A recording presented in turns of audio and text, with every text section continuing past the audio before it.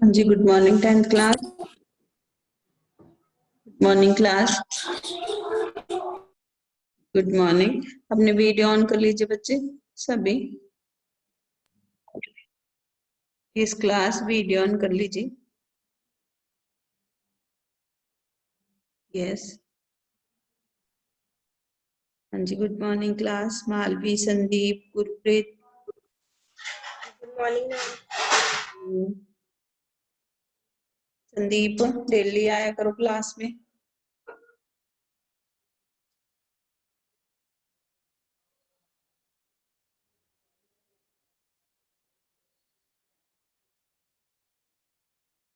आपकी अटेंडेंस लगती है डेली, ठीक है। जो बच्चे आते हैं, जो एब्सेंट हैं, उनके खाली पड़े हैं कॉलम, और अटेंडेंस के मार्क्स नहीं लगेंगे आपके जो बच्चे क्लास में नहीं आते। सब बच्चों का क्लास में आना जरूरी है, क्लास अटेंड करना, ठीक है। हाँ जी, हम पाठ पढ़ रहे थे साना साना हाथ जोड़ी, ठीक है। तो अब इसका आगे जो है वो पढ़ते हैं। साना साना हाथ जोड़ी चैप्टर है जो सारा नेचर से रिलेटेड है, पूरा प्रकृति से, जो प्रकृति को महसूस करने की हमारी पावर है, हमारी शक्ति है, और हमारा जीवन है। प्रकृति ही जीवन है, ठीक है ना। तो प्रकृति से ही हम क्या करते हैं, अपने लिए भोजन की व्यवस्था करते हैं, पानी की व्यवस्था, ये सारी व्यवस्थाएं कौन करता है हमारे लिए? हमारे लिए ये सारी व्यवस्था प्रकृति ही करती है, ठीक है। तो प्रकृति से रिलेटेड ही ये चैप्टर है, साना साना हाथ जोड़ी। चैप्टर बड़ा है, ठीक है। इसमें से प्रश्न जरूर आता है, तो आपको कृतिका में से 6 नंबर के प्रश्न आना है। तो आपने ये जो प्रश्न है, ये इसके प्रश्न भी तभी समझ आएंगे अगर चैप्टर समझ आएगा। अब हम आगे पढ़ते हैं।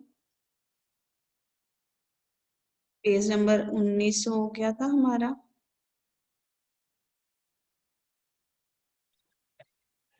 ठीक है।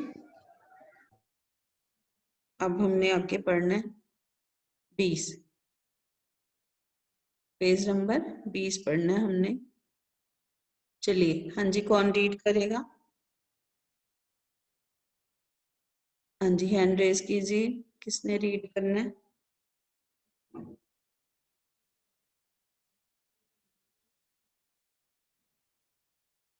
हाँ जी, कौन रीड करेगा? श्रुति, आपने करना है। चलिए, यहाँ से रीड कीजिए, यहाँ से पेज नंबर 20 से। आदर्श, आप रीड करोगे? आदर्श बोल रहा है कि मैंने रीड करना है। मैम गलती से हो गया था। गलती से हो गया? क्यों, तुम्हें रीडिंग नहीं आती? प्रणव आया है आज। मैम प्रणव आती है। आती है, तो फिर यस मैम। ठीक है। चलिए, ये चलिए श्रुति, अब हम रीड करना शुरू करते हैं। Okay ma'am. इस भिखारी असीम सुंदरता का मन पर भिखारी ने बिखरी बिखरी हाँ। बिखरी असीम सुंदरता का मन पर यह प्रभाव पड़ा कि सभी सैलानी झूम झूम कर गाने लगे। सुहाना सफर और ये मौसम हसीन। हसी, पर सुहाना मैम सफर और ये मौसम हसी, ये गाने की लाइनें हैं जो इसमें डाली हुई हैं। मतलब जब हम बहुत खुश होते हैं और बहुत क्या होते हैं, प्रसन्न होते हैं, तो हम हमारे मुंह से अपने आप जो गाने हैं वो हम गुनगुनाने लग जाते हैं, ठीक है। उनको हम खुद ही गुनगुनाने लग जाते हैं, मुंह से अपने आप आवाज आने लग जाती है, ठीक है। तो अब पढ़िए, हाँ जी, यहाँ से। मौन थी, किसी ऋषि की तरह शांत थी। मैं चाहती थी कि इस सारे परिदृश्य को श्रुति, एक मिनट।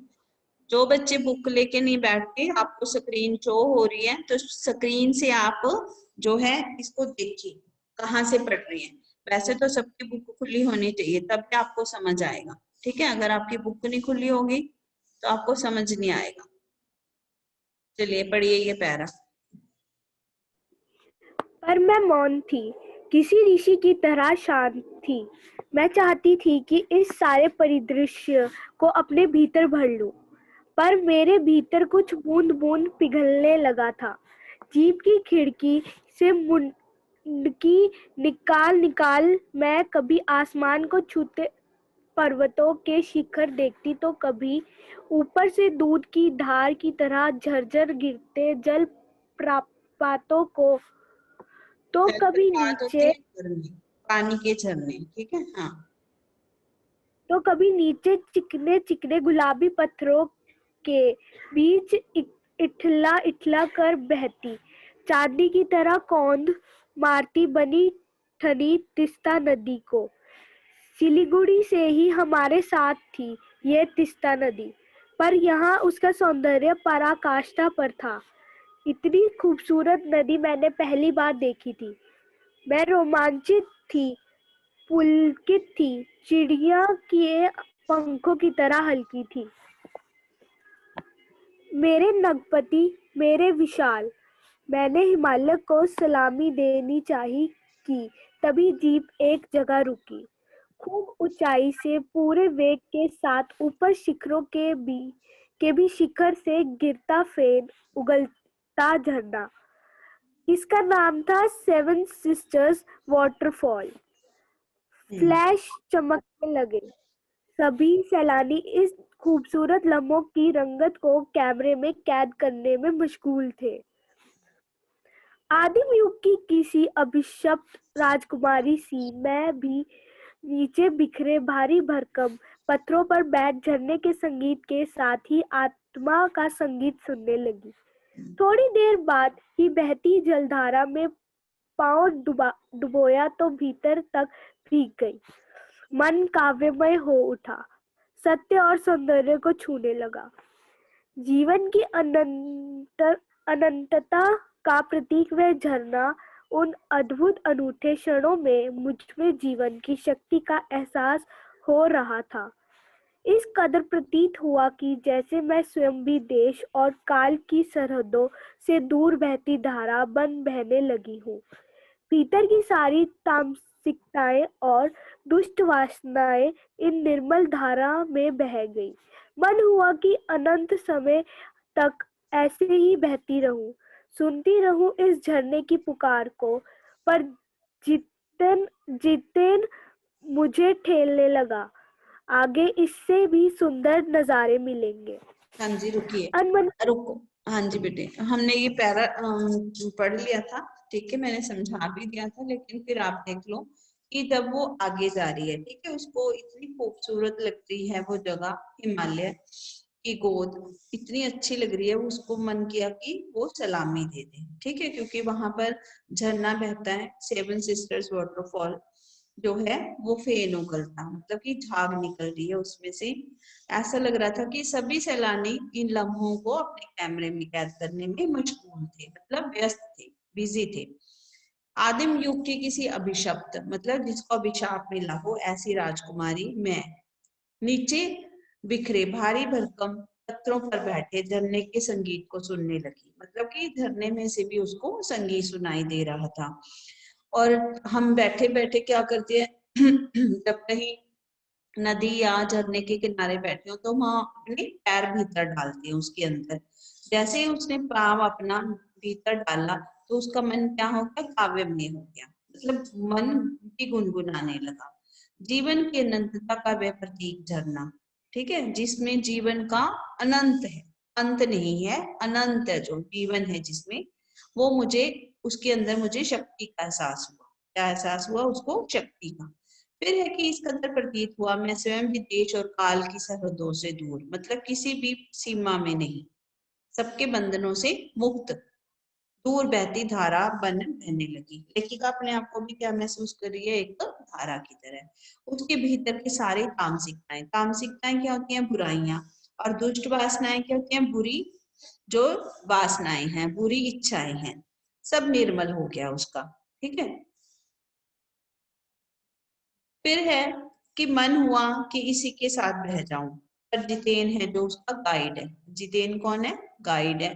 वह ठेलने लगा, वह उनको हिलाने लगा और कहने लगा कि इससे भी सुंदर नजारे हैं ऊपर। तो लेखिका अनमनी सी उठी, उसने देखा चारों तरफ ऐसे नजारे थे जो आत्मा को सुख दे रहे थे। ठीक है। कहीं चटक हरे रंग का मोटा कालीन, हरे रंग का मोटा कालीन मतलब घास की हरे रंग की, कहीं हल्का पीलापन था उसमें, कहीं प्लस्तर उखड़ी दीवार की तरह पथरीला और परिदृश्य ऐसा बन गया था। ठीक है, जैसे किसी ने जादू की छड़ी घुमा दी हो। सब बादलों पर एक मोटी चादर थी और सब कुछ कैसा था? बादल में। अब नेक्स्ट पढ़ते हैं, चलिए। ये भी पढ़ लिया था हमने, चित्रलिखित। यहाँ से पढ़िए श्रुति आगे। चित्रलिखित सी मैं, ये पढ़ चुके थे हम, चलिए। चित्रलिखित सी मैं माया और छाया के इस अनूठे खेल को भर भर आंखों देखती जा रही थी। प्रकृति से मुझे सयानी बनाने के लिए जीवन रहस्यों का उद्घाटन करने पर तुली हुई थी। धीरे धीरे धुंध की चादर थोड़ी छटी। अब वहां पहाड़ नहीं, दो विपरीत दिशाओं से आते छाया पहाड़ थे और थोड़ी देर बाद ही वह छाया पहाड़ अपने श्रेष्ठतम रूप में मेरे सामने थे। जीप थोड़ी देर के लिए रुकवा दी गई थी।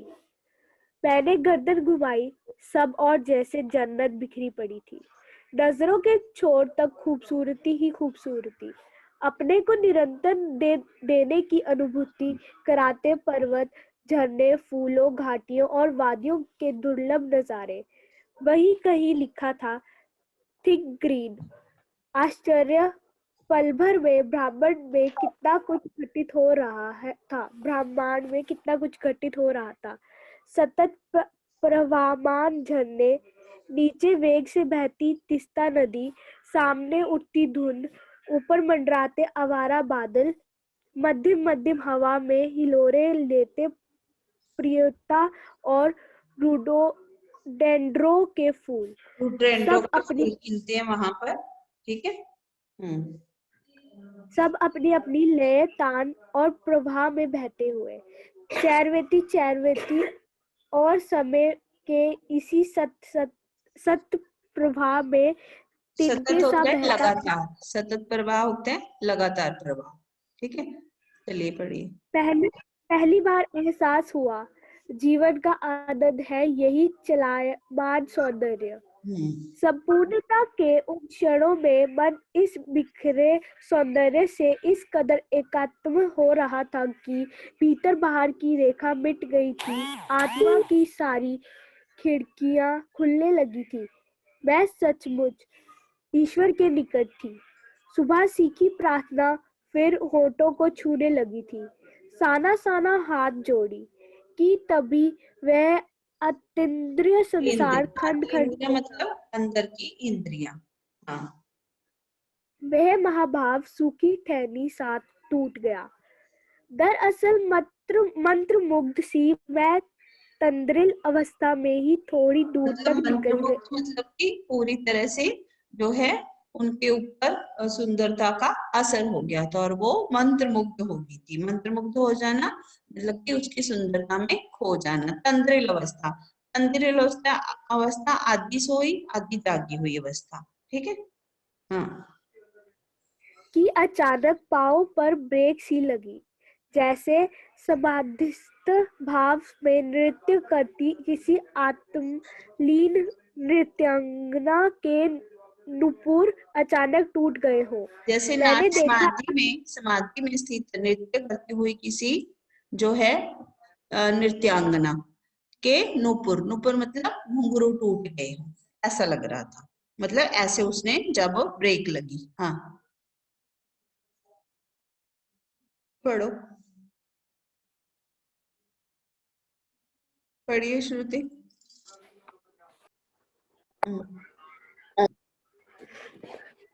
मैंने देखा इस अद्वितीय सौंदर्य ठीक है। से हाँ, निरपेक्ष कुछ पहाड़ी औरतें पत्थरों पर बैठी पत्थर तोड़ रही थी। गूंथे आटे सी कोमल काया पर हाथों में कुदाल और हथौड़े। कईयों की पीठ पर बंधी डोको बड़ी टोकरी में उनके बच्चे भी बंधे हुए थे। कुछ कुदाल को भरपूर ताकत के साथ जमीन पर मार रही थी। इतने स्वर्गीय सौंदर्य, नदी, फूलों, वादियों और झरनों के बीच भूख, मौत, दैन्य और जिंदा रहने की यह जंग, मातृत्व और श्रम साधना साथ साथ। वहीं पर खड़े BRO बोर्ड रोड ऑर्गेनाइजेशन के एक कर्मचारी से पूछा मैंने, ये क्या हो रहा है? उसने चुहलबाजी के अंदाज में बताया, गुजरते हुए आप हिम शिखरों से टक्कर लेने जा रही हैं, उन्हीं रास्तों को ये रहे हैं। बड़ा खतरनाक कार्य होगा यह। मेरा मुंह से अकस्मात निकला। अकस्मात मतलब वह अचानक। अचानक अकस्मात होते हैं, अचानक उसके मुंह से निकला कि सड़कें बनाना, पहाड़ तोड़कर सड़कें बनाना तो बहुत मुश्किल है। पहले चट्टानों को डायनामाइट से उड़ाया जाता है, फिर पत्थरों को एक आकार के तोड़ करके फिर सड़कें बनाई जाती है। हाँ जी, पढ़ो श्रुति, पढ़ो। पढ़ो वे संजीदा हो गए। कहने लगा, पिछले महीने तो एक की जान भी चली गई थी। बड़ा दुस्साध्य कार्य है पहाड़ों पर रास्ते बनाना। पहले डायनामाइट से चट्टानों को उड़ा दिया जाता है, फिर बड़े बड़े पत्थरों को तोड़ मोड़ कर एक आकार के छोटे छोटे पत्थरों में बदला जाता है, फिर बड़े से जाले में उन्हें लंबी पट्टी की तरह बिठाकर कटे रास्तों पर बाड़े की तरह लगाया जाता है। जरा सी चूक और सीधा पाताल प्रवेश।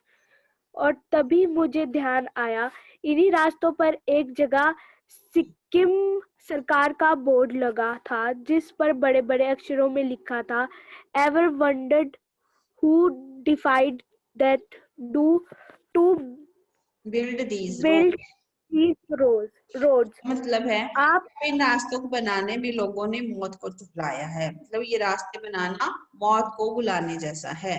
हाँ जी, आप ताज्जुब करेंगे, पर इन रास्तों को बनाने में लोगों ने मौत को झुठलाया है। एकाएक मेरा मानसिक चैनल बदला, मन पीछे घूम गया। इसी प्रकार एक बार पलामू और कुंडला के जंगलों में देखा था। पीठ पर बच्चे को कपड़े से बांधकर पत्तों की तलाश में वन वन डोलती आदिवासी युवतियां। उन आदिवासी युवतियों के फूले हुए पांव और इन पत्थर तोड़ती पहाड़ियों के हाथों में पड़े ठाटे होते छाले, पड़े हुए छाले। वो पत्थर तोड़ती है जो आदिवासी युवतियां, जहाँ सड़कें बननी है, उनके हाथों में क्या पड़ जाते हैं? छाले पड़ जाते हैं। हाँ, एक ही कहानी कह रहे थे कि आम जिंदगियों की कहानी हर जगह एक सी है, कि सारी मलाई के एक तरफ, सारे आंसू, अभाव, यातना और वंचना एक तरफ।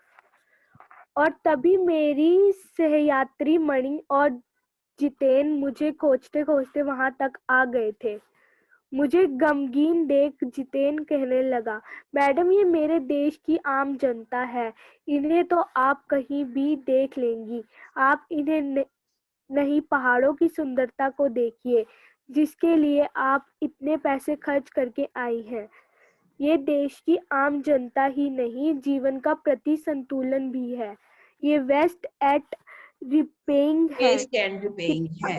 हाँ, कितना कम लेकर ये समाज को कितना अधिक देती है। मतलब इनको बहुत कम मजदूरी मिलती है, मेहनत का इनको पैसा कम मिलता है, और लोग इन्हीं रास्तों पर जाकर के इतने पैसे खर्च करके अपना एंजॉय करते हैं। पढ़ो। कितना कम लेकर ये समाज को कितना अधिक वापस लौटा देते हैं। मन ही मन सोचा मैंने। हम वापस जीप की ओर मुड़ने लगे कि तभी मैंने देखा, वे श्रम सुंदरियां किसी बात पर इस कदर खिलखिलाकर हंस पड़ी थी कि जीवन लहरा उठा था और वह सारा खंडहर ताजमहल बन गया था। हम लगातार ऊंचाइयों पर चढ़ते जा रहे थे। जितेन बता रहा था, अब हम हर मोड़ पर हेयर पिन बैठ लेंगे और तेजी से ऊंचाई पर चढ़ने जाएंगे। हेयरपिन बैंड के ठीक पहले एक पड़ाव पर देखा 7-8 वर्ष की उम्र के ढेर सारे पहाड़ी बच्चे स्कूल से लौट रहे थे और हमसे लिफ्ट मांग रहे थे। जितेन ने बताया हर दिन 3-3.5 किलोमीटर की पहाड़ी चढ़ाई चढ़कर ये बच्चे स्कूल जाते हैं। क्या स्कूली बस नहीं? मणि के पूछने पर जितेन हंस पड़ा। मैडम, ये मैदानी नहीं पहाड़ी इलाका है। मैदान की तरह यहाँ कोई भी आपको चिकना बर्फीला। वर्बीला नहीं मिलेगा। हाँ, यहाँ जीवन 18 नंबर पे कठोर है। रुको। ये 18 नंबर है ना, इस पे डाला हुआ बड़े हुए पेट वाला। चिकना बर्फीला क्या होता है? बड़े हुए पेट वाला नहीं मिलेगा, क्योंकि पहाड़ी रास्तों में ऊपर नीचे जाने में जो कोई भी है मोटापा नहीं आता किसी को भी। हाँ, यहाँ जीवन कठोर है। नीचे तराई में ले देकर एक ही स्कूल है। दूर दूर से बच्चे उसी स्कूल में जाते हैं और सिर्फ पढ़ते ही नहीं है। इनमें से अधिकांश बच्चे शाम के समय अपनी माँओं के साथ मवेशियों को मवेशियों मतलब चराते हैं। पशुओं को भी चराते हैं। ठीक है, उनको पानी के लिए ले जाते हैं, पानी भरते हैं, जंगल से लकड़ियां काट करके जो भारी भारी गट्ठड़ है उठा करके लाते हैं अपने ऊपर। ठीक है। हाँ। खुद मैंने भी ढोए थे। क्योंकि खतरा जितेन पहाड़ों का रहने वाला था, तो वो कहता है कि मैंने भी ये सब काम किए। हाँ, पढ़ो।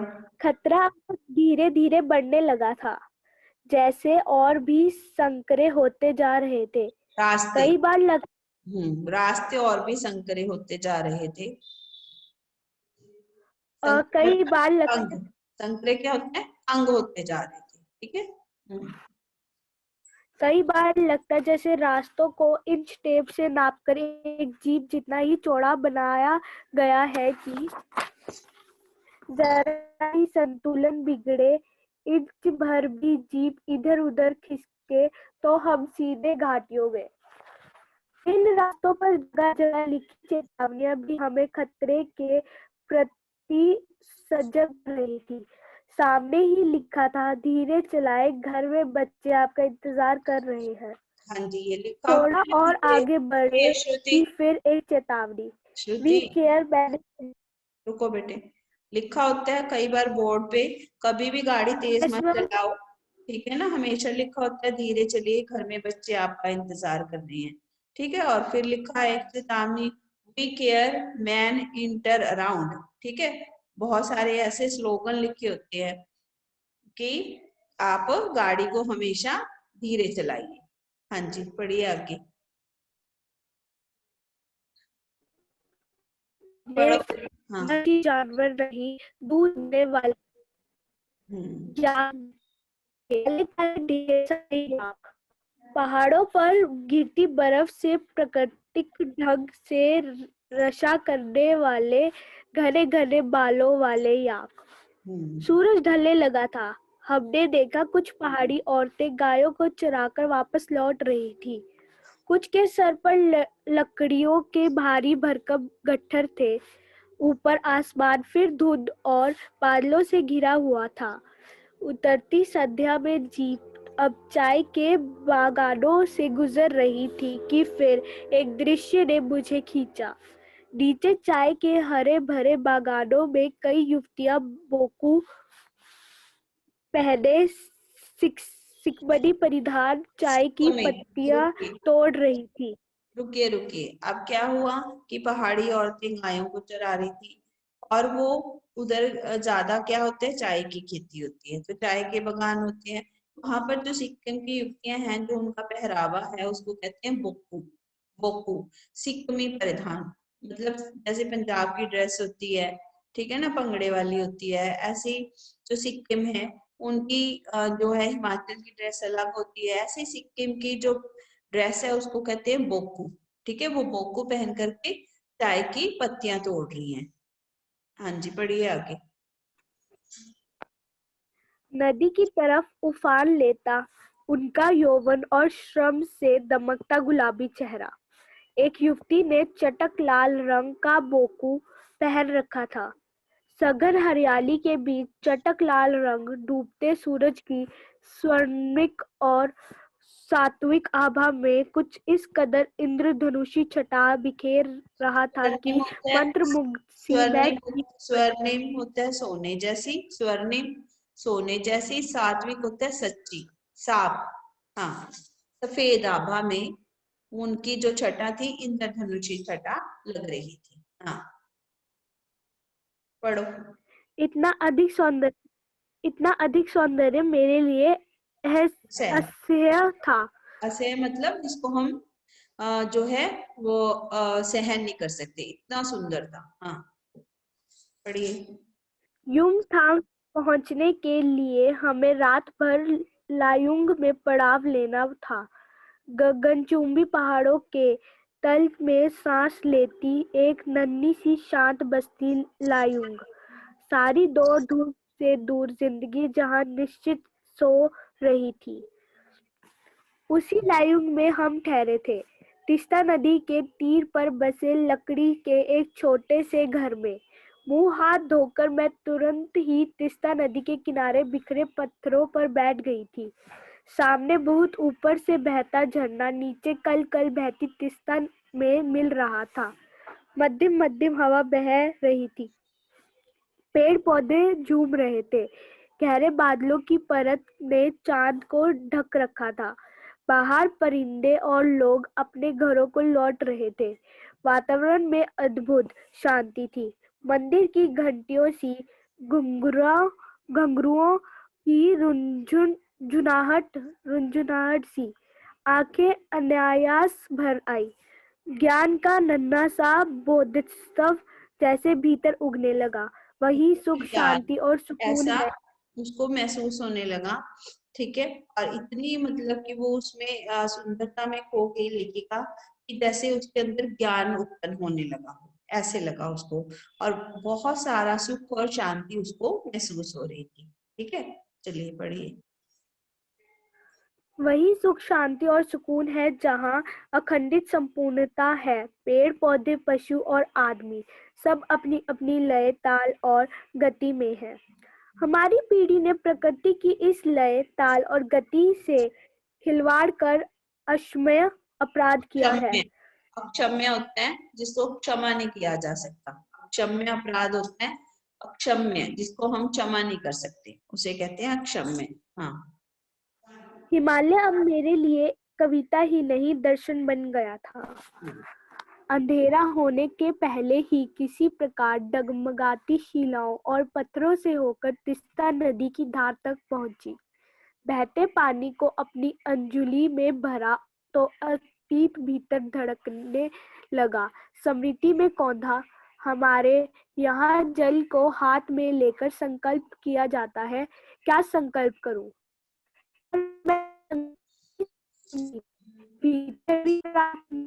कमजोर व्यक्ति हाँ जी, रुकिए श्रुति। हाँ जी बच्चे, अब मैं आपको क्वेश्चन आंसर भेजने हैं इसके, ठीक है, तो वो क्वेश्चन आंसर मैं आपको भेजूंगी। तो पहले 4 क्वेश्चन वो आपने कॉपी में करने हैं, ठीक है, और उनको लर्न करना है। पहले 4 क्वेश्चन, और हर पेज के मुझे कठिन शब्द और शब्द अर्थ लिखने हैं आपने, ठीक है, जितने भी मैंने कराए हैं। अब हमारे पेज रह गए हैं एक इसका 25, 26, 27, 28 भी है, ठीक है, 29, बस, ठीक है, 4 पेज रह गए हैं। अब इसके रीडिंग वाले, और इसके बाद हमने क्वेश्चन आंसर लर्न करने हैं और डिस्कस करने हैं। तो कल आपने आज होमवर्क में आपने 4 क्वेश्चंस करने हैं, वो मैं आपको भेज देती हूँ पीडीएफ उसका। 4 क्वेश्चंस आपने कॉपी में करने हैं और उनको लर्न करना है, ठीक है जी। चलिए बाकी हम कल पढ़ेंगे, ठीक है। 25 पेज हम ना शुरू किया था हमने, कल पढ़ लेंगे हम 4 पेज। चलिए, अब आपने ये रीडिंग करनी है और ये 4 क्वेश्चन कॉपी में करनी है, ठीक है क्लास। Good afternoon.